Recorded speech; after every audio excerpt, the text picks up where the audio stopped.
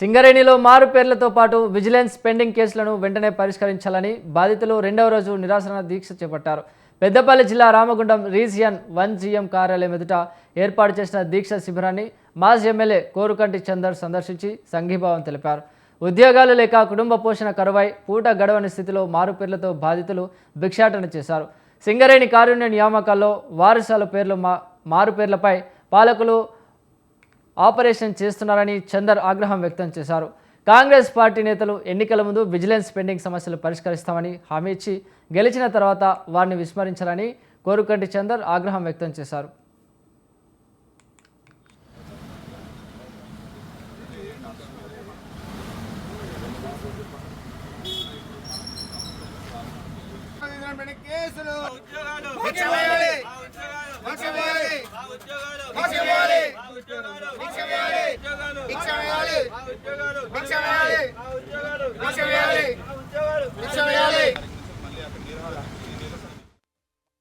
మరియు vigilance pending కేసుల సమస్య పరిష్కారం చేయాలని చెప్పేసి ఈరోజు RG1 GM ఆఫీస్ ఎదుట మేము నిరసన దీక్షను కొనసాగించడం జరుగుతుంది.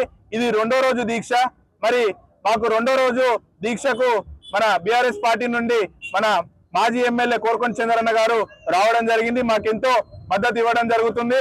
మరి ఈ యొక్క మారుపేర్లు మరి విజిలెన్స్ పెండింగ్ కేసుల సమస్యతో మేము గత కొన్ని సంవత్సరాలుగా మా గోడును ప్రభుత్వానికి ఇటు సింగరేణి యాజమాన్యానికి ఇన్ని రకాలుగానంటే మేము మా గోడును పాదయాత్రల ద్వారా లేకపోతే సింగరేణి హెడ్ ఆఫీసులను ముట్టడించడం కానీ ఇదే GM ఆఫీసులను ముట్టడించడం కానీ లేకపోతే ఇవన్నీ కాకుండా వాళ్ళ కాళ్ళ మీద పడి మాకన్నిటి కోసం వాళ్ళ కాళ్ళ పాదాల మీద పడేటట్టు కూడా మేము చెప్పుకున్నటువంటి రోజులు ఎన్నో ఉన్నాయి.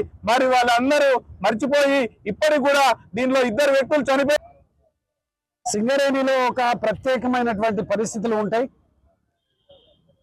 ఇక్కడికి సింగరేణిలో ఆనాడు ఉద్యోగాల కోసం ఎవరు చేయలేనటువంటి పరిస్థితిలో ఎవరు చెయ్యము అని అన్నటువంటి ఆ పరిస్థితులలో గ్రామాలలో ఉన్నటువంటి అనేక దళిత బహుజన కుటుంబాలన్నీ కూడా ఈ యొక్క ఉద్యోగాలు చేయడం కోసం వచ్చినటువంటి పరిస్థితి. ఆనాడు మినిమం భద్రత కూడా ఈ యొక్క బొగ్గుబాయిలలో ఉండేటిది కాదు.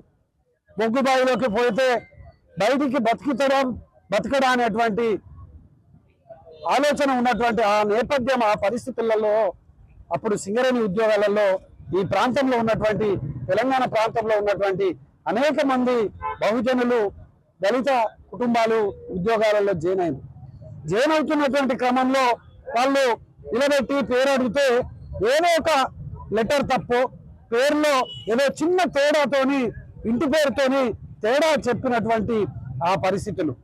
దాని తర్వాత జరిగినటువంటి పరిణామాలలో 30-40 ఏళ్ళ నుంచి వాళ్ళే అదే